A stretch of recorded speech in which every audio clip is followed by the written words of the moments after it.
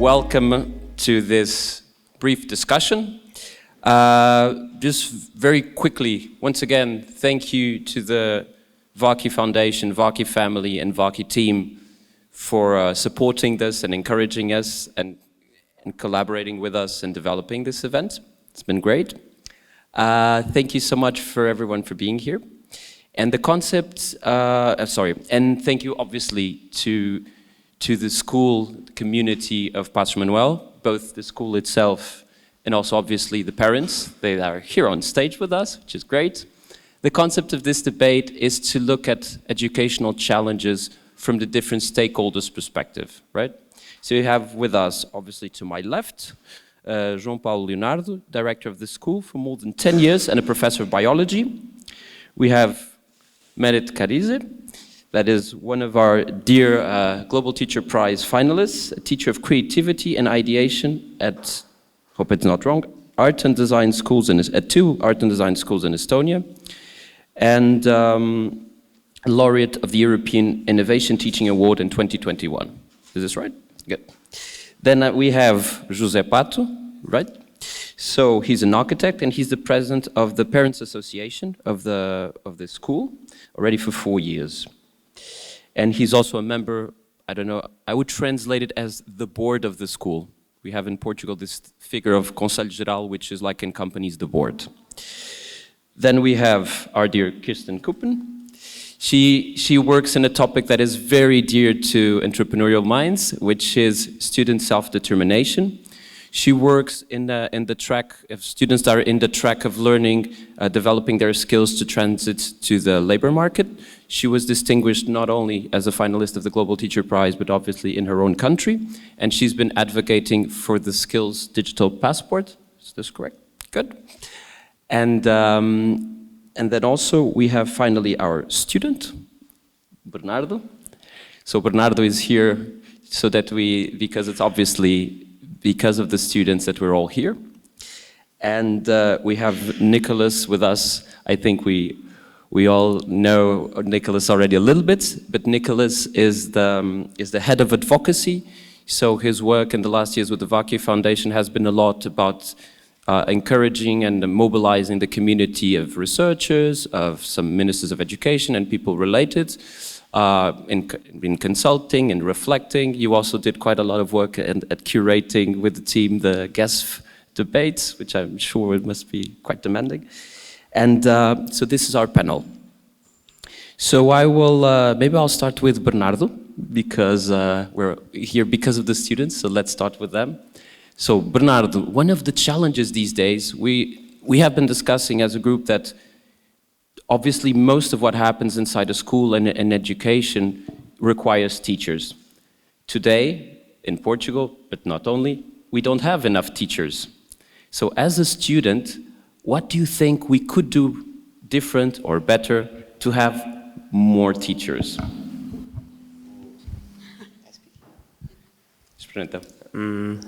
Well, I believe that to be a teacher is a job that is less valued than what it should.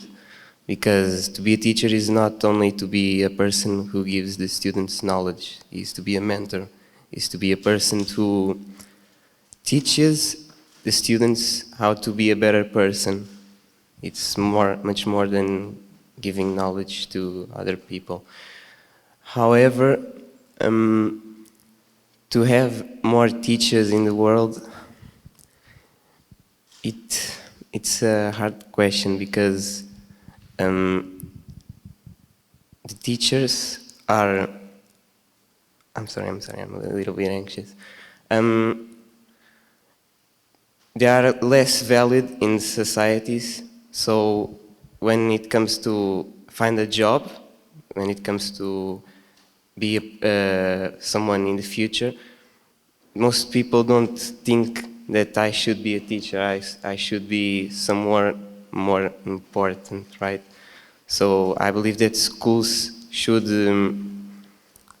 talk with students and talk with them to show them that it is needed people to teach, people to to make other professions or the jobs to exist. Obrigado.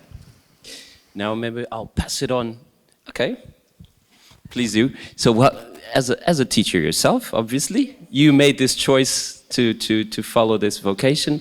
So what do you think could be done? How could you have more teachers? Yes, I would like to ask Bernardo that how would you feel if the time that you spend in classroom now would be split into 3? So 1/3 of your time you would be in classroom, maybe not with one teacher, but with a team of teachers. The second third you would spend outside of the classroom, in the community, in your local town, doing practical projects with NGOs, with organizations, with entrepreneurs. So it would be something hands-on, practical. And 1/3 of the time that you now spend in classroom would be spent at home. You would read or watch movies, watch videos, or you would be engaged in distant learning. So that would be independent learning. So what would you think about that if your school day would be something like that? I believe that it is an excellent purpose, in my opinion, because I feel that distant learning was much more than what I think that should be when it was the COVID-19 pandemic. But I really liked some classes at distant learning because they are less tiring. I feel like we don't learn as much as we do in physical and presential classes, because to have a student to have a teacher next to me to teach me the themes that I need to work, it's very important, because I feel that I have a person next to me. It's very important, again, to have that presence. However, in some classes, to have one third of the classes presential. Yeah. It's a very good purpose. I would like the schools to try it. It's a great idea, in my opinion. Okay, thank you. Because just a small comment.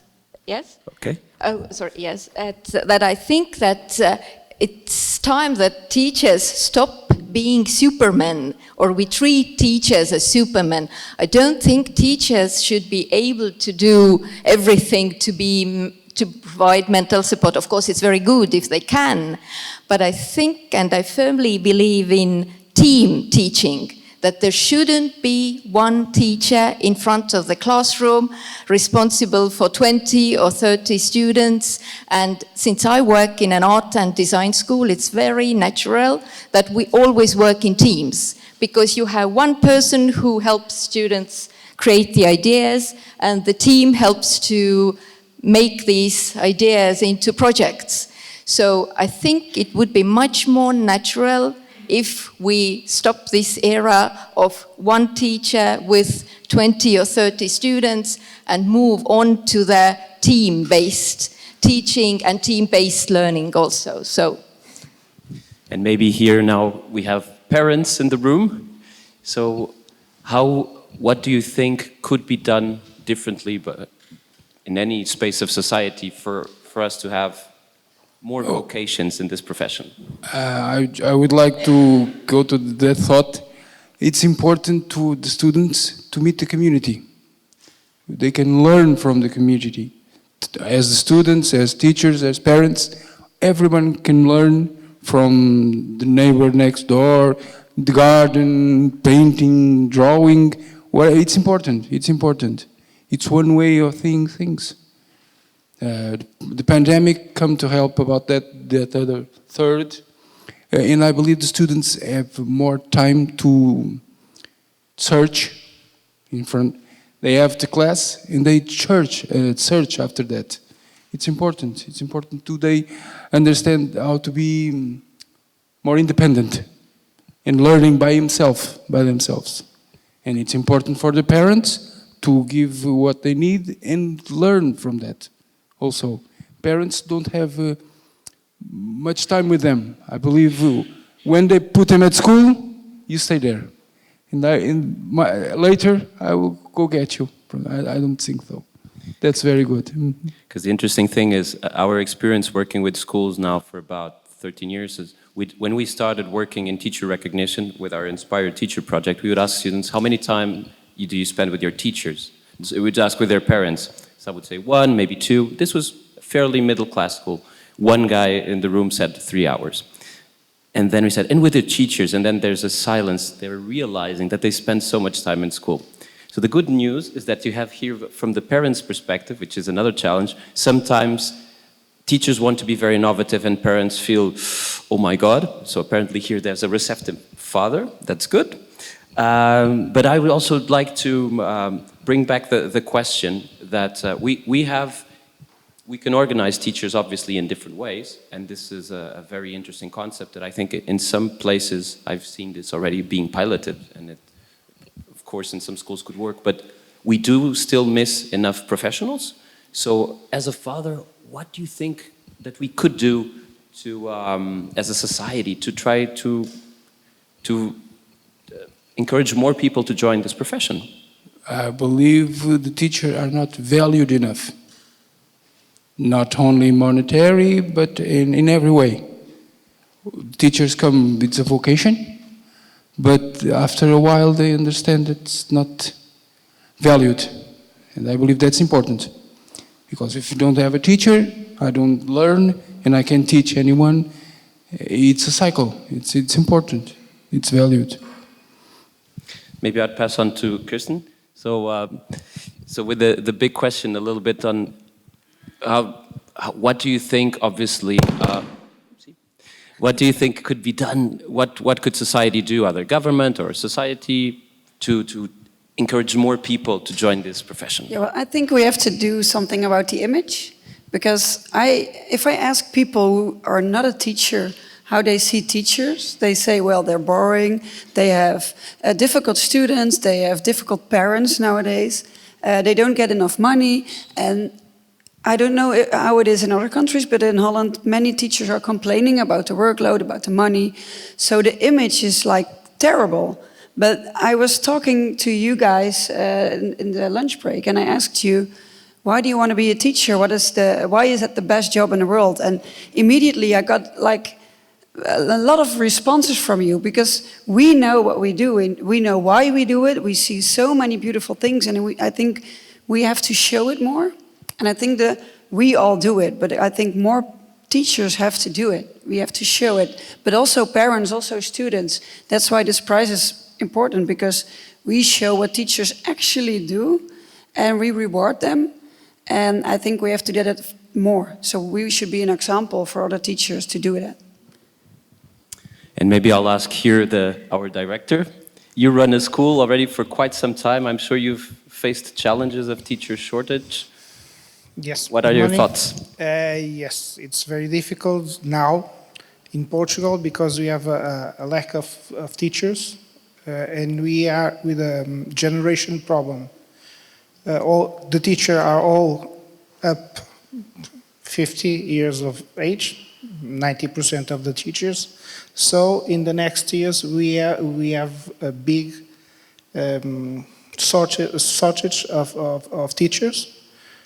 Because they all are going out of the system, and we don't have any teachers to bring back.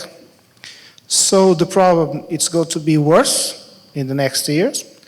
The politicians are trying to make some changes in the system by pairing, teaching pair. But it's not enough. We have to think of the teachers as something that is needed for our societies, because we have a lot of challenges in the next years. The artificial intelligence coming to schools, the digitalization of the school, the complete digitalization of the school. And one factor that's very important, it's the human factor. It's us. I think that no one can learn without someone who support him and motivate him in the effort. So we need teachers that are also motivated, but that think that they are also with some value. The society values the teachers, it's very needed. And I think that nowadays the society values money and some things that are that pass very very fast in our lives, and not the issue that we are teaching nowadays for the year, if you think so now, in the year of 2035. The students that are starting this year in the system in Portugal are going to finalize the school in that year. And we are working already with that focus. And we have to be aware of the difficulties that we have, all these difficulties, and think always in them, the students. We are working for them. So I already have this idea crystallizing that definitely teacher recognition. So Nicholas, what would it be your take on this? No, thank you. And teacher respect is incredibly important. It's something we've done at the Varkey Foundation for a long time. It's a great passion of our founder, as you know, that teachers should get the respect that they deserve. And we've done public polling all around the world that shows teachers don't get the respect they deserve. But to be a little iconoclastic here, the answer to all of this is money. And you just have to throw a huge amount more money at education. And it's really as simple as that. And the reason it's as simple as that is so few things work at education at scale. We have the honor to have had a former Minister of Education here, and we know that what works in one classroom, it's so difficult to make it to scale to thousands of students, to millions of students across the system. Take educational technology, for example. Take the tech which has flooded our classrooms for decades. Everyone knows it works in the classroom. Teachers are very passionate about technology. If you look at every review, systematic review of technology and its contributions to learning outcomes over the last decade or so, it shows the result has been zero. Because it's very difficult to make something that should work in a classroom work at scale. The only thing that works as a minister, as a policymaker at the level at which we operate there is money. There is a $40 billion a year shortfall in global education, funding to global education. People have been working for 30 years to disentangle learning outcomes from economics, and people who are much smarter and more qualified than me cannot do it. Today, you can predict how a student will do by their postcode, by their zip code. Their family's socioeconomic status is by far their biggest determinant of how they will do at school. We have to have more money in education. And that is key to so many things. It's key to learning outcomes up to a point. It is key to teacher respect, because how can you expect teachers to work on the salaries that they have?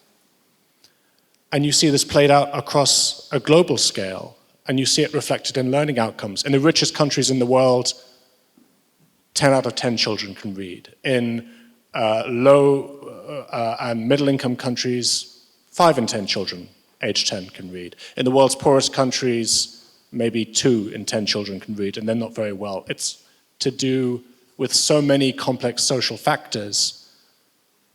But if we look at the answers, it comes back time and time again to money. And I think as an international community, when we have these big education conferences, and I've been to so many of them, and you look very fancy, you go in your suit and you talk rhetorically about education, the one thing no one wants to talk about is who's paying for this.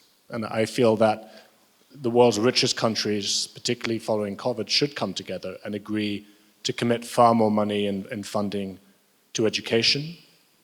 And as a consequence of that, far more money to teachers, because 95% of the public education budget on education goes on teachers. So the short answer is, we need to have a lot more money going into education. We need to spend it better. We need to spend it on teachers. And once we do that, then we can work out the other stuff. But as with everything else in public policy, if you're not prepared to put up the money that it requires to do something, it's almost kind of redundant having that conversation. I would like to add something, because you said we do it all for the students, and that's actually correct, but I think many staff members usually forget the teachers. So I believe that you put the teachers as the most important people in a class, because if teachers are happy, we have a saying in Holland, from happy teachers you learn the most beautiful things.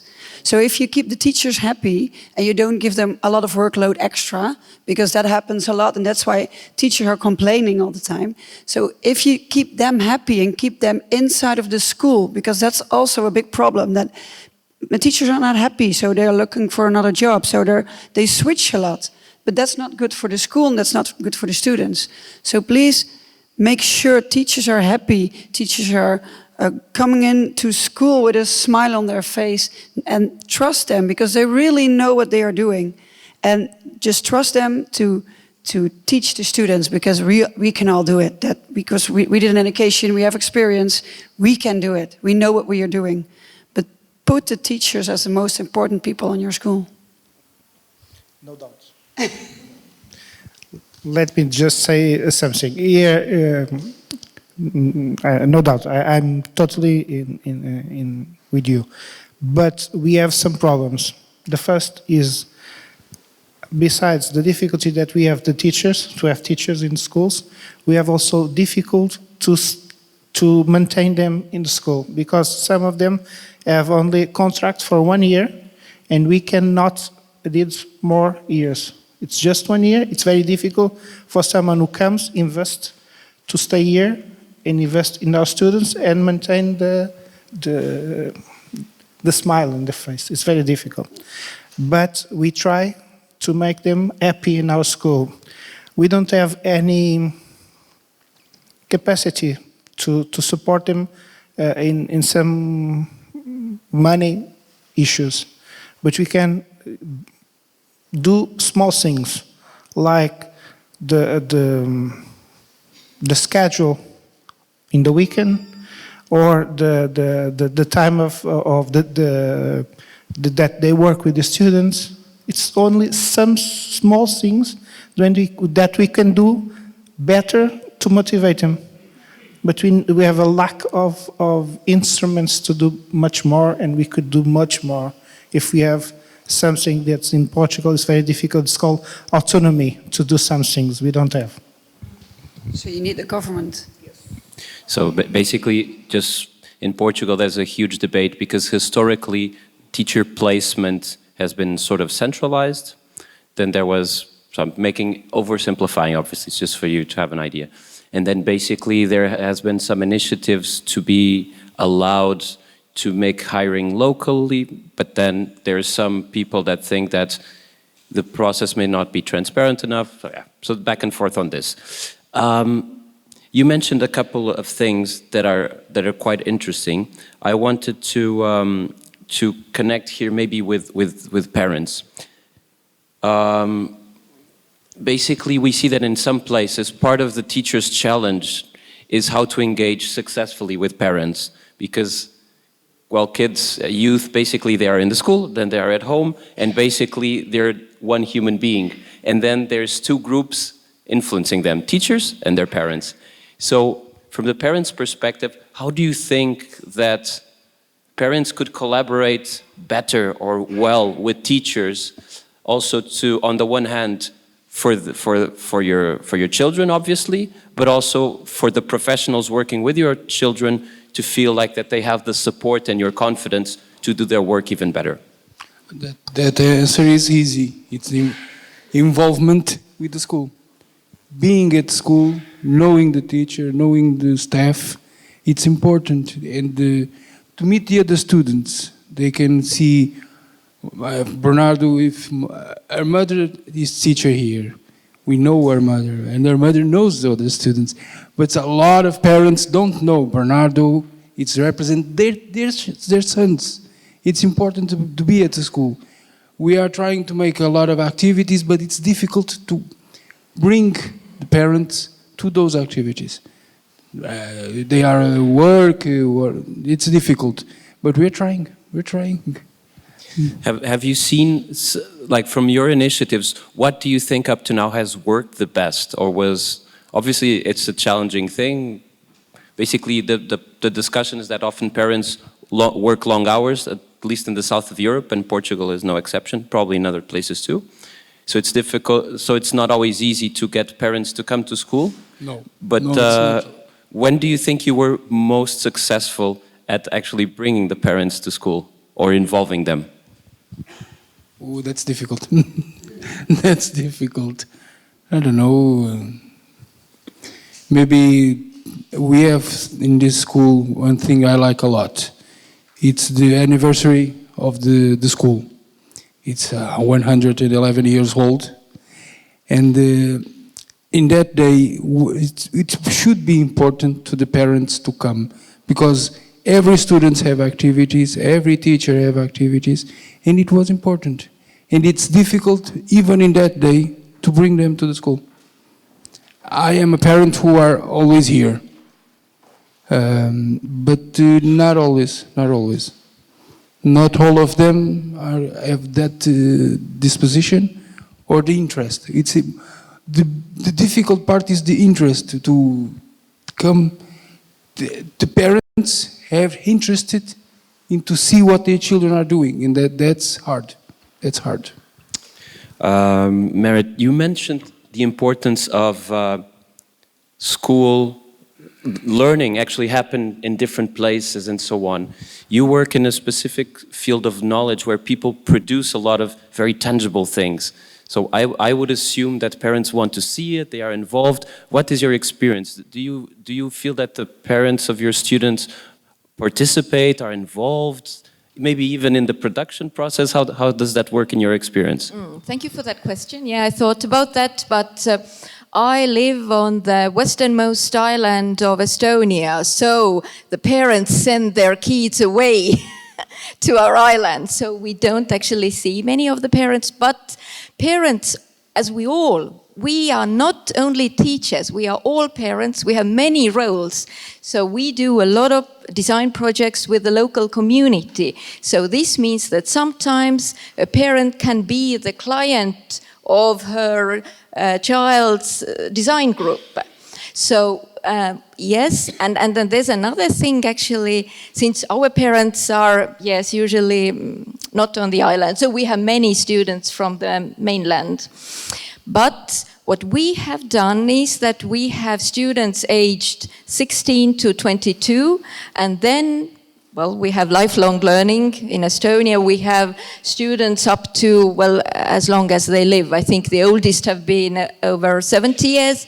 So we mix groups. We mix younger students with grown-ups, and we see there that sometimes the grown-up students act sort of in a parental way towards the younger students. And the younger students provide some energy, new ideas, initiative to the grown-up students. So I believe really in smart solutions, that there's a lot to do with the resources available. If you are open, if you are ready to change your perspective, so I think you can always find a smart solution that sort of solves at least part of the problem that you're dealing with. But yeah, parents, we don't see them much. Okay. Yeah. So, Nicholas, I would make you a twofold question. So one is, if you want to follow up a bit on your reasoning and like examples that you found that governments that found smart ways to get maybe some additional funding, they freed from somewhere else, or they got an international partnership. This question one. Question two, what have you seen also like in interesting examples, or at least effective examples of good teacher-parent collaboration? Because at least from the field perspective that I have and from some discussions, that sometimes for teachers, having parents on their side in a constructive way is very, very helpful in making their job, working basically, so working for the kids, it's the work itself, it's better, but also they feel, you know, more recognized and more motivated because they feel the support. No, thanks so much for that. And just to pick up on that, I mean, you do have countries like, say, Ghana or Sierra Leone, which are working, quite closely with the international community to try and boost education outcomes.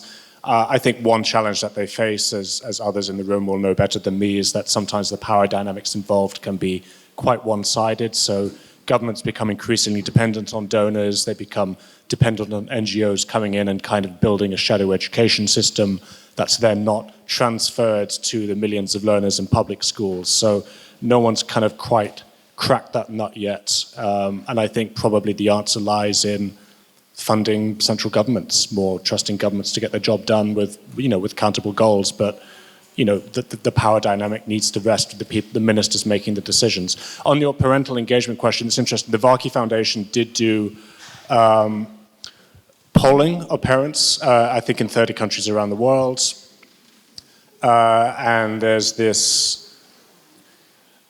it's interesting, we found this big disconnect in what parents think about their own school, their own children's school, and what they think about education in their countries. So if I were, many of you are parents, if I were to ask you, what do you think of your child's school?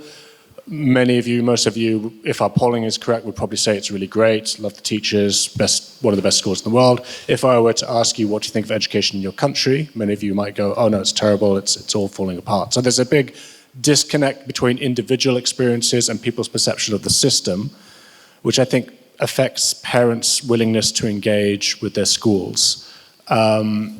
Just to come back to the kind of global education perspective, parental engagement looks so different depending on the country. Like in some countries, parents who can't read are sending their kids to school for the first time. Like they are literally taking their kids out of the field and sending them to school.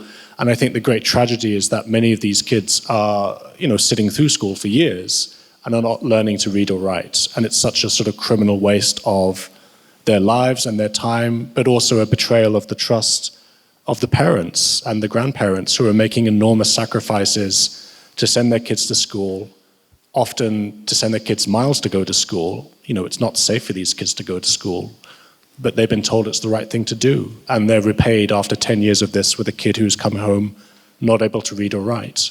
So I think there is this powerful social contract that we have in education, and the risk is if we continue to betray it, if we continue to underfund it, then I think we will see diminishing returns to that. We'll see a kind of erosion of trust in public education. And I think, by the way, that's a problem in richer countries as well, that more and more parents are becoming disenchanted with public education because public education systems are increasingly underfunded, that governments seem to have other priorities. So again, parental engagement is important, but I think the government needs to have teachers and parents' backs. Okay. So basically, I would just want to make sure that maybe we would take also some questions from the audience. Basically, the big idea, just to recap, is that obviously we lack teachers, okay? One. Second, that obviously we want more and more to use the resources that we have in a smart way, and that's obviously on the one hand teachers, on the other hand parents, and so many other things obviously. So I don't know, maybe I will we'll just walk around, which is pretty fine. Let's just start. Vamos dizer só de tempo como é que é. So, sorry, Marit has a question for us. Yes, I have a question for the student. We were talking about the importance of the teachers in learning and online learning. What about your schoolmates? What is the meaning of your friends in the classroom in the learning?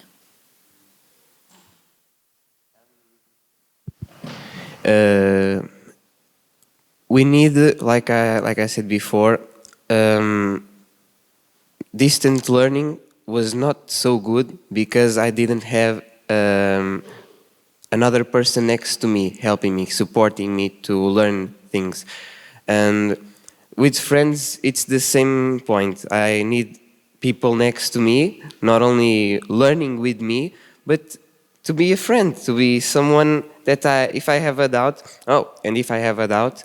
my friend probably will understand that thing that I can't and will show me, and because he or she is at my age, he or she will tell me in his or her way.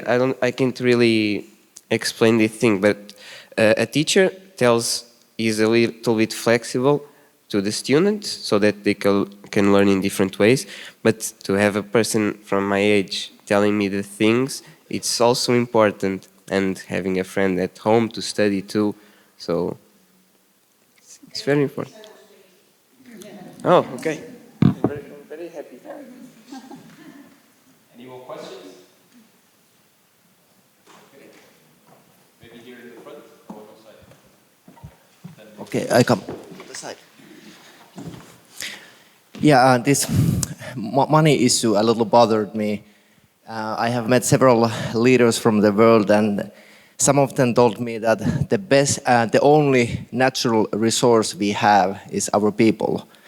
And that brings me the idea that, is it actually about the money, or is it about just the policy? What are the values? Where do you put the money? And in my, excuse me, in my understanding, there is a decision to be made. Where do you prioritize? How much you value your own nation? And this is kind of, it can get really political, but too often I don't want to find the solution to be behind money, because there are values and you must prioritize.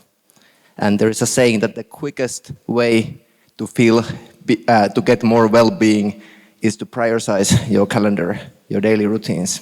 Thank you. I will just do a counter question.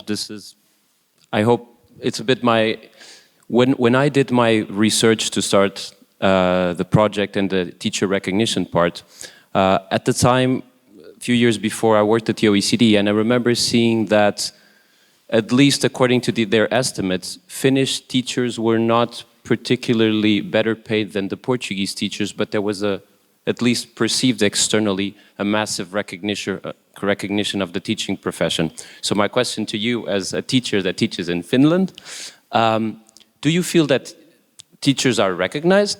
Question one.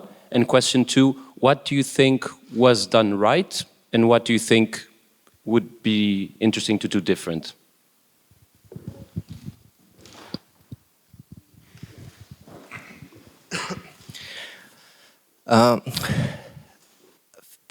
Okay, I said I don't like to talk about the money.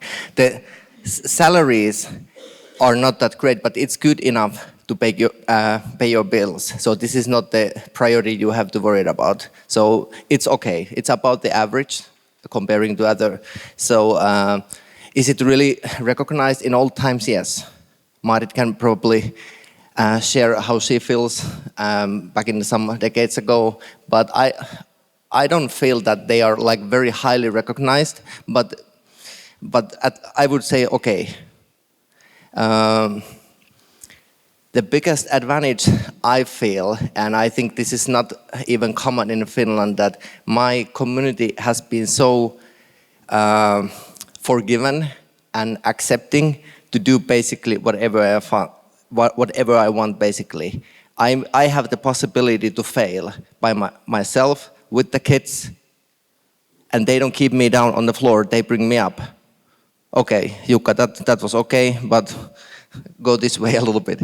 But if you get this idea that if I have the feeling that I have some vision and goals, and I do this with my community, with the students, and that gives the passion, that gives the driven force.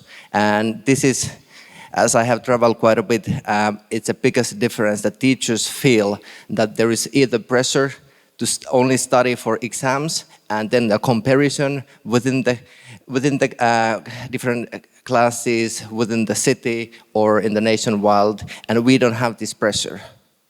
And I think the pressure doesn't help. So somehow we have to free the kids to become more valuable in a way that we cannot hear the children's voice. It's easy to talk about children's voice, but if the structure, there's this saying that these are systematic barriers. What are the systematic barriers in our system? What blocks? I'm sure that in Portugal, any country in the world, I have met so passionate, great teachers, but they don't have the opportunities because of the structure keeps them in the little box. I don't know if that answered all, but this is how I. Yes, and I don't know how much I'm representing the Finnish system, but that's what I do. Well, one thing is this economy looking at reports, the other thing is you being a teacher there. It's more information. Yeah. S'il vous plaît. It's okay. This is for the headmaster. My questions. This is. I'd like to know if you're allowed to raise funds, to raise money. Do you allow from your government? For us to get some money raised from. Because you say that so the one way that we have to raise some money, it's just loaning the school. If you need to let me say, one of the main foundings of the school is someone that makes publicity, marketing, comes to our school to film, to use this place to make some conference, but we cannot go to some institution and ask for money. It's not possible because we are a public school. If we were private school, we can do it. The public school, no, because if I do it, I can do it, but in the next day I have here the inspection to see what I'm doing with that money because it's not allowed. Okay, but it was a good issue. Some schools have tried to make a round, and the school doesn't ask, but the parents ask, and it's an opportunity to get some funding, additional funding, but the teachers, the parents cannot contract teachers, for example. And for the president of the parents,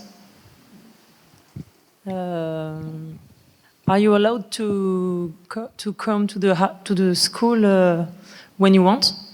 Oh, I am with this school. Not you. All the parents. I know. The Parents Association, yes. But with the pandemic, it was very hard to come. The parents come to the school when we understand why. But now I want to bring the parents to the school, and it's more allowed. We have lunch at school just to taste if the food is good for the students. For projects, I think. I mean, for projects, are you inviting do you invite them to your school without? Usually, it's the other way around. You invite not together, you know what I mean. We have the ideas. I talk to the principal. Usually, we go through with it. But yes. And are you allowed to raise funds with your association? Yes. So yes, we are allowed. Yes. You could do this and give the money to the school. I can use the money to create activities to the school, for visitings, whatever it was necessary. But we can. Because the school they don't. can't. So, yes. you know. Okay, thank you. You're welcome.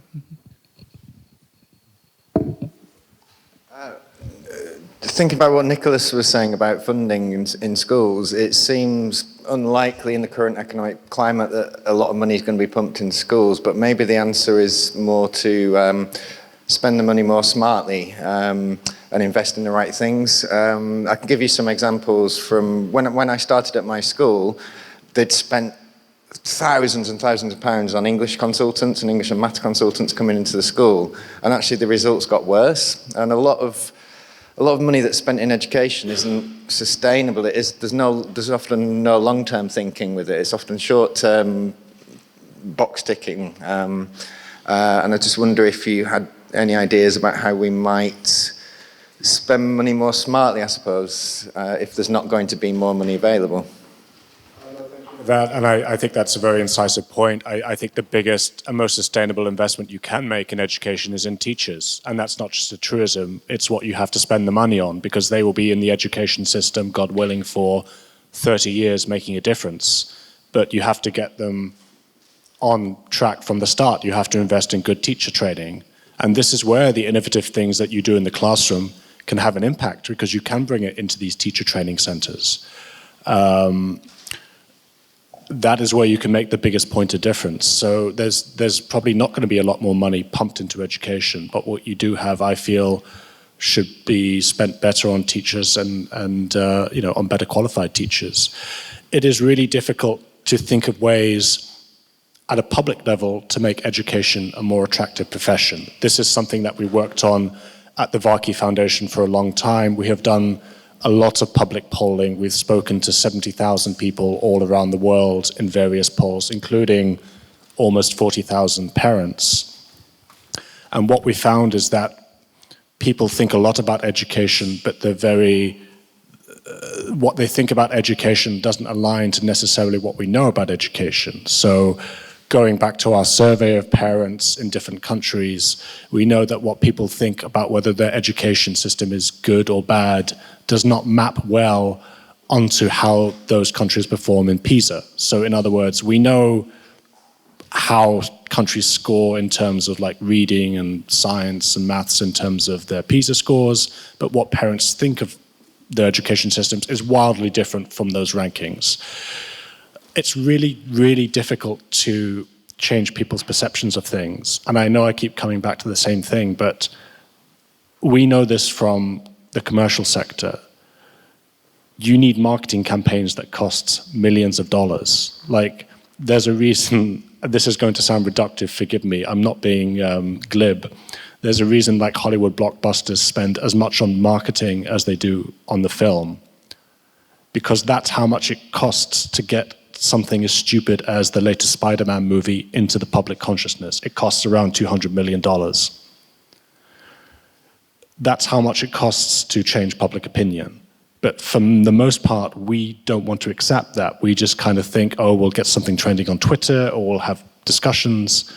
But no, this is a professional job. And I think if we really want to raise the status of teachers, we need more public information campaigns like that, and we need to accept that they're going to cost a lot of money. And I think it's an enormous testament to our founder, actually, that he's one of the few people who have put his own money on the line and said, I will give $1 million to a teacher, because I know, apart from it being something that's right to do, it will generate a huge amount of publicity and debate around education.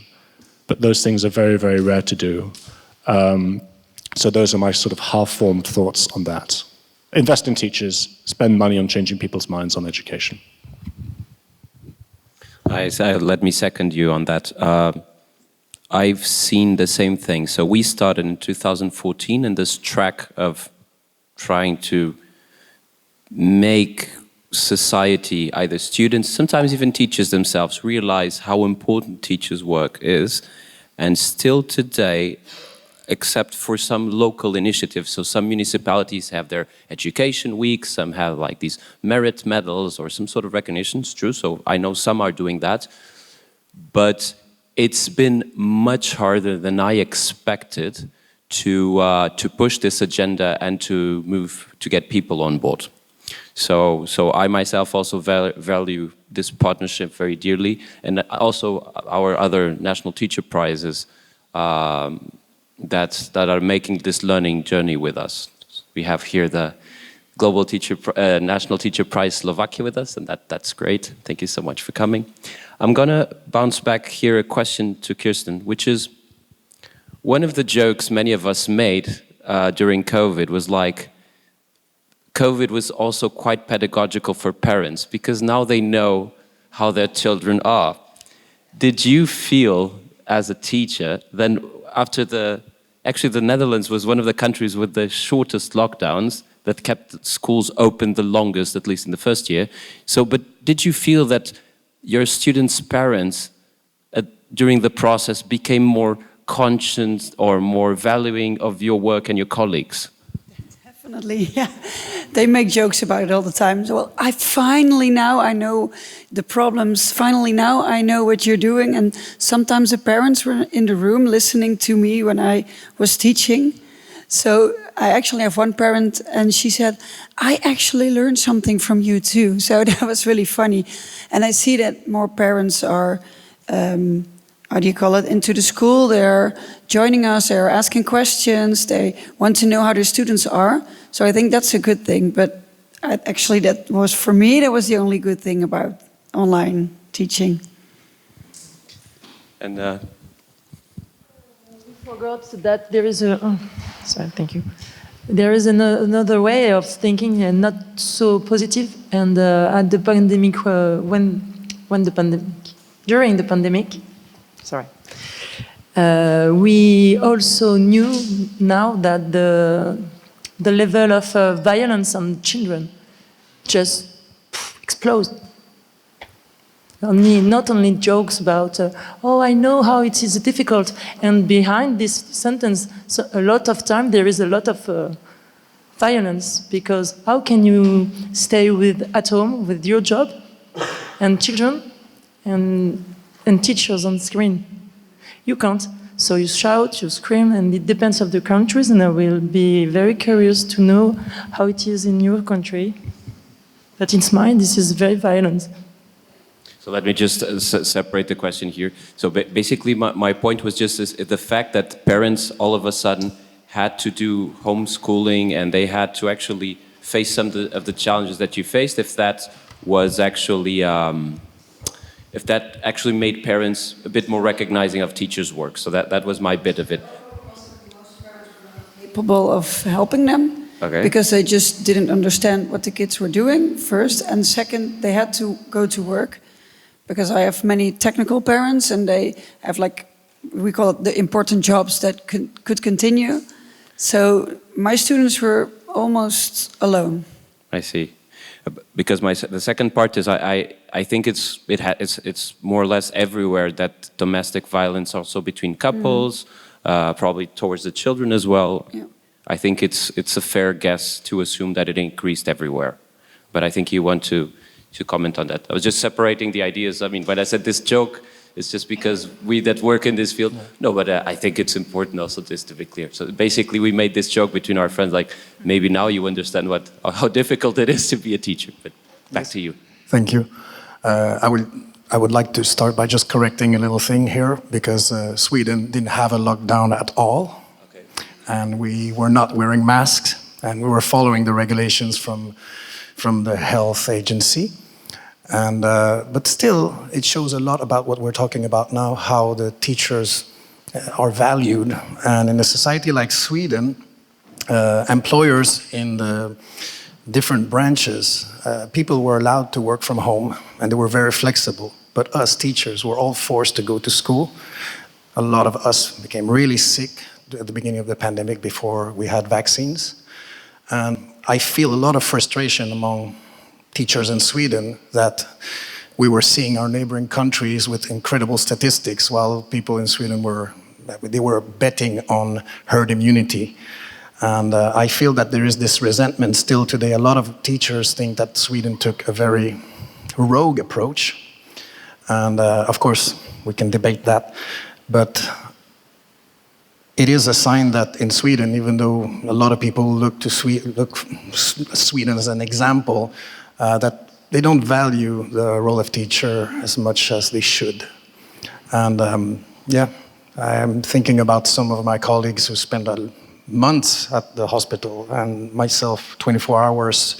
That's nothing compared to what they've experienced. But sometimes I'm jealous that you've had the experience to do online teaching. Of course, the students who were at home in quarantine with family members who were sick, they had the opportunity to have hybrid education. So we were at school with the students, and our classes were online for those who were at home. And this could be an avenue for the future. We're talking about dividing home-based learning in school, diversifying, making it more multimodal. But that could be a lesson from Sweden, that sometimes you can have the lessons in school with an inspired teacher, but you could reach more people. You don't have even to belong to that school to attend this lecture. I don't know if you have any thoughts about that. Maybe the school leader could talk about this. I think so. I think we have to change something in our schools, because with the society changing, we have to change, because we are in the front of the change. And the school has to adapt to present school and also an hybrid school. I think it's more the concept, an hybrid school, that the students can choose some of the paths that they follow, because we are still in a very closed school, at least in Portugal. The curriculum, the learnings, the exams, the comparison, as you told, the comparison between the classes, the schools, the places in the country, because every person is different. The point that they start, it's very different. We have children that the parents did finish the schooling in their age. And now we have also students that are from another countries. In our school we have something like 35 nationalities, different nationalities nowadays. 30% of our students are non-Portuguese students. So I think that this diversity is something that's it's already, but it's going to spread around the Europe. And we have to face this difficulty. And we have to have some system that can allow us to make hybrid with some specialized classes for some situation that need more support. Okay? Just out of this, I will come back to you. I'll just ask Bernardo the question, and then I'll pass on to our Matthew David. Matthew, because I decided he's Matthew David because it's his real name. Sorry. So, Bernardo, we were talking about in some places schools were closed, in some places schools were open. I think in Portugal at a given moment we had Ricardo Araújo Pereira making a joke that all of a sudden the students want to go to school. And he said, my God, what happened in the world? My daughters want to run away to school. So how did you and your friends look at this moment? Like, in the past, we sometimes wanted to find excuses not to go to school for some reason, maybe, or maybe some of your colleagues, and then all of a sudden, everyone just wants to go to school. How was this moment? How did you feel about it? How did your friends feel about it? How was it? Well, I have an opinion that is a little bit different from some other opinions, but at first, I liked the distant learning because I work a lot at home. I like to study at home, so it is very good to have classes with my friends, not next to me, but with my friends also, and with the teacher helping me. But I remember on the last year, after 3 months at home, and the classes were not, I don't know the name, but monotonous. Monotonous, I'm sorry. So monotonous that we were like, we need to go to the school, we need to go to the school. So after our classes finished, I remember that we had always, the class had video call with WhatsApp because we wanted to stay together like we were in school. So when we came to school again, it was very, very, very happy, but now it is normal. It is again. We don't like school again. The teachers are boring and stuff like that. So business as usual. Sorry. The last question goes to David, please. I've almost forgot what I was going to say. So it was really just to touch on what Jimmy was saying about funding. We do need to invest, and I think for a long time we need to invest in our children, and we need to invest in early years. You know, we miss it. We need to think about our early years provision. If I give an example, in some of the inner city schools I'm working with in Liverpool, we're being recognised as teachers, and that's great. We're not just teachers, we're opening up food banks at weekends, we've got a food poverty crisis, we've got mental health on the increase, the rhetoric around catch-up funding and the money that would have been spent into catch-up funding. So I do think we need to be smarter with how we spend the money, and I think whether it's localised in governments and city councils, I can't speak much for Liverpool because they haven't been great at that, but how we utilise those funds and appreciate that teachers are not just in the classroom, that a lot of this work is really in the core of the community, and everything from catch-up to food banks to support and where we've got lack of youth club centres and the like. So, you know, it's I'm surprised, I'm amazed by the work, and some of the teachers and colleagues that I've spoke to over the weekend. The work is amazing. Okay, so, but I missed it. But did you still also want to make a question to anyone? No, yeah, I think we also need to invest in early years provision, and I think it starts at the early years provision now. Okay. So, boss, I think do I still have a last question for Kat? I'll always ask a question. I'm interested, I completely agree with the narrative on funding, and I think it's also important to remember that contexts around the world, there are still so many schools exist where I think one lady said it powerfully to me when she said, my education ran out when the chalk ran out, and that those are still contexts that are really just real situations for so many. I'm interested in terms of the question on the role of partnerships work between schools in all of this. Are there ways, maybe this is one for the head teacher, again, I'm interested to know, are there ways in which we can draw talents together in a more cohesive way, I guess in different models and different societies it would work very differently, but I often find that schools often, in different contexts, can hoard resources or hoard strategies, and there can be competition between schools rather than collaboration. And I'm just wondering, what can even all of us do to work better in collaboration in a way that doesn't create extra work, but it's just more efficient ways of getting to the outcomes, which I think we're all pretty united on. Well, this question is very difficult, because the teachers don't have training to do teamwork. It's very difficult to left behind the teacher as only in the classroom, to bring more people to the team. But we have to change.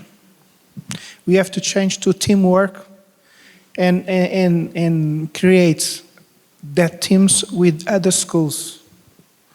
We have to change experience. We have Erasmus and Comenius and everything of that we have. But we have to make small clusters between schools to change information, to exchange knowledge and experiences, because if we do it, we can make our work better.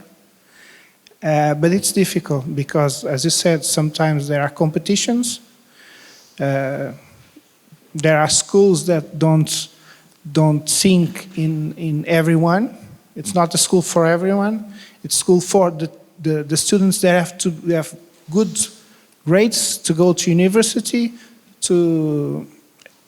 and that's competition. Sometimes it's not well, and it makes some problems. But let me just say one thing that's important from the pandemic, the COVID pandemic.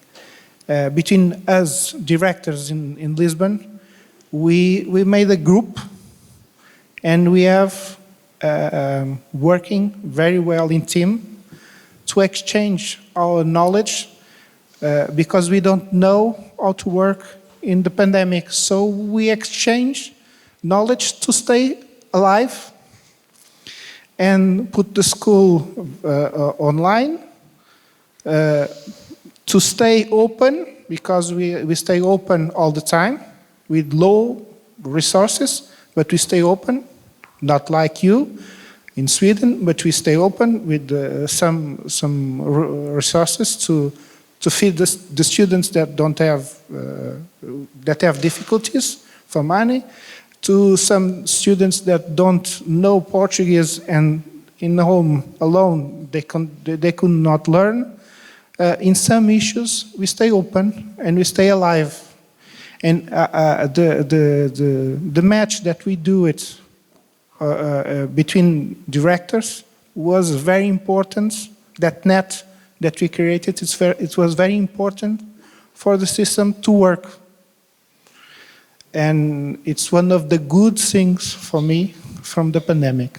I think it's the only one, but I think that we have the opportunity to change some of the things that we want to change. But like Bernardo said, now we are going back to our comfort zone. And it's very important to destabilize and change. I don't think if I reply, but I think we already have had one question extra, so I really have to close. Oh, boss, you're so generous. So, do you have a microphone? Yes, since you asked about partnerships between schools, then I would like to say that I think from the pandemic we should still take the positive aspects with us and keep those. And I think distant learning, online learning has a place in the future of education forever, because your work might be fully online in the future. You're alone here in Lisbon. Your team will be in Dubai, in Japan, anywhere over the world. So this is just the future we have to accept. So that's why I think it should be part of education. Even now, we shouldn't ditch it as the ugly period that we had, and now we want to be in the same room again, but just take the positive aspects with us. And for example, one positive change in Estonia is that when you have distant learning, you can select courses all over Estonia. So we are on this faraway island. It takes 6 hours to drive to the nearest university, but via online learning, you can take selective courses from the best universities all over Estonia. So that's equality, that's very good access to the best education that your language, culture, region can offer. So I would like to, since we are a global team, I think we have to think globally and use smartly all the resources for the positive change in education. And on a positive note, thank you.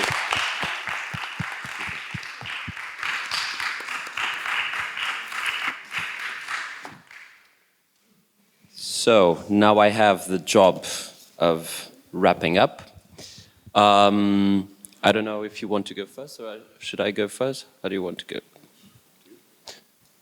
Well, I'll leave you then. I'll let you start. No? I'll do it? Okay, off I go.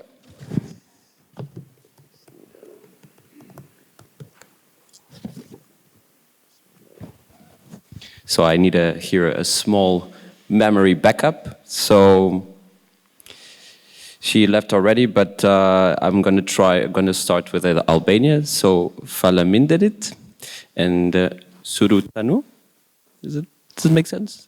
Surtanu. Kiitos. Merci beaucoup. Dankeschön. Grazie. Dank u wel. Obrigado. Where is my... Mulțumesc. Then there's the whole Serbian team. Hvala. Now the difficult one for me. Vdaka. Tak. And teşekkürler. And thank you very much. So thanks everyone for coming. Thanks for joining us.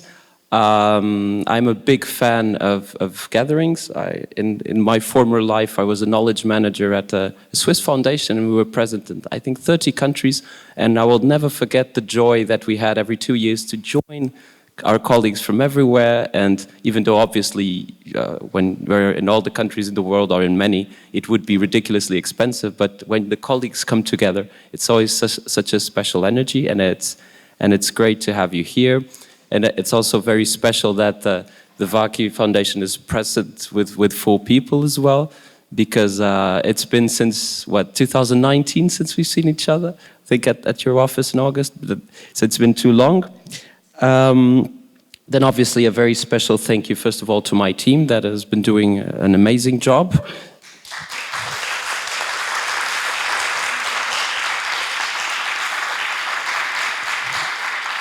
Probably I will be fired soon because they will realize I'm useless. Obviously, thank you to the Varkey Foundation, to the Varkey family, and to the Varkey team for making this happen and for challenging us and collaborating with us on this.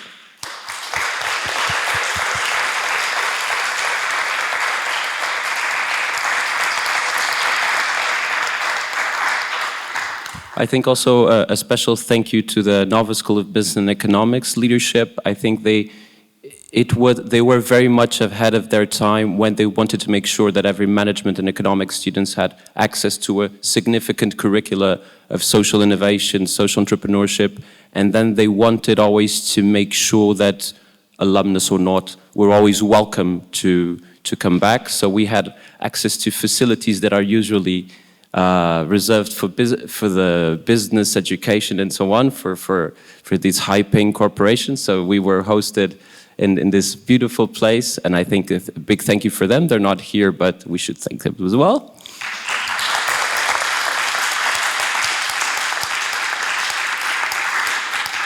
And obviously a big thank you to both the Passos Manuel school community that has, with students, with parents, with deans, with everyone.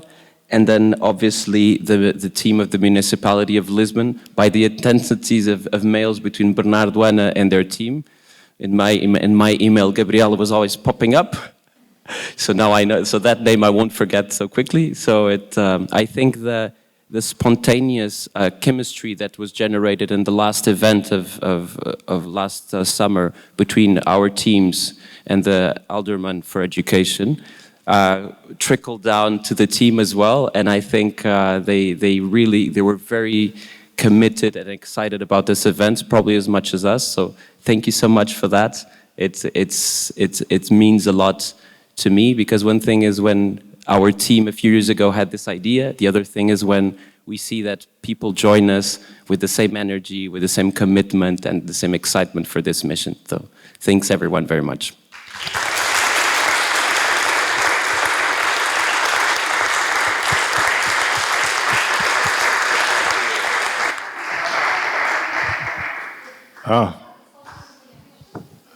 Follow that, huh? No, I'll be very, very quick. Afonso, thank you so much to you and to all of the Mentes team. Thank you for everything you've done. As I said at the start, we do know how difficult it is to bring everyone together, how complicated, and thank you so much for all of your hard work, for your hospitality, for this beautiful welcome to such an incredible country. Thank you so, so much. A huge testament to that. Thank you for having us at this wonderful school, this beautiful school. Huge thanks to the students for showing us around today and for giving up their weekends as well. And I'm not going to kind of list thank you after thank you because I think you did such a great job of that. But a huge thanks to everyone in the room for giving up their time to come here today. Rebecca and I talk about this all the time. This is the best part of our job, right? Like, this is the opportunity we have to speak to teachers and to listen to you talk about the things that matter to you. And for us, that is such a privilege and a passion for us. Thank you so much. It has been absolutely wonderful. And I will we say cheekily in England, which means I'm going to sneak one in. I think there's one person today who has brought all of us together over so many years, and I work with her. She's incredible. She doesn't get, always the thanks she deserves, but huge thanks to Rebecca Warbrick.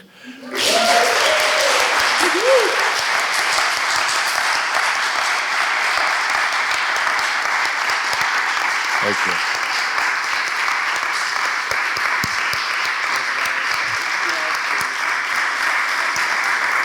Rebecca is blessed.